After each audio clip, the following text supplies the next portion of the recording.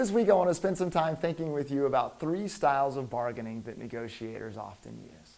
The first style is positional bargaining.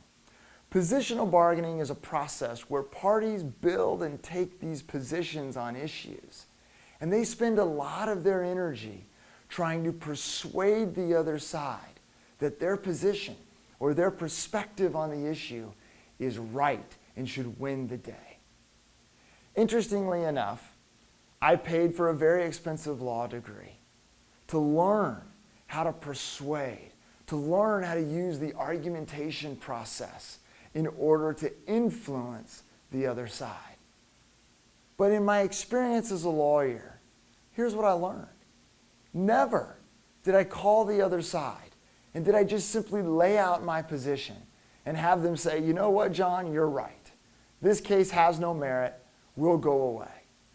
And never in my career did opposing counsel call me and lay out their position and have my response be, you know what, counselor, you're right.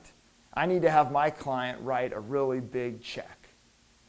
See, positional bargaining, while it's the starting point of a negotiation, is usually not the process that brings about a deal. In fact, many times it creates a larger gulf between the two parties. Because as part of this process, each party will try to gain leverage and strengthen their position.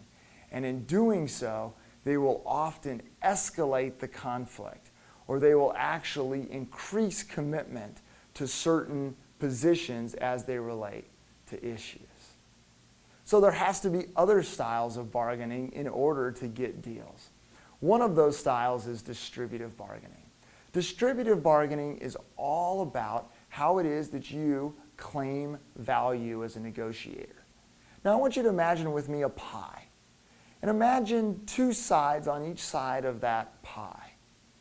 Now as negotiators, when we're engaged in distributive bargaining, what we're trying to do is to push the dividing line of how we're going to distribute the value in that pie as far away from us as possible.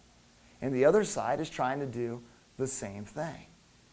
And so this entire process is based on compromise and concessions to where we're trying to find that place to where we may not be thrilled, but we can say yes.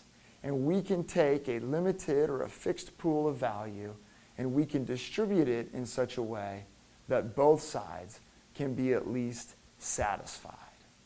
Now, the challenge with distributive bargaining is as parties go through those concessions, it can many times feel like they're losing, like they're not getting as much as they could. The third style of bargaining is integrative bargaining. This is a very different conversation. If you imagine that same pie, the integrative bargaining conversation is about how is it that you might integrate more value? How is it that you might make the pie bigger? And as a result of making it bigger, the conversation about how to divide it is much, much easier.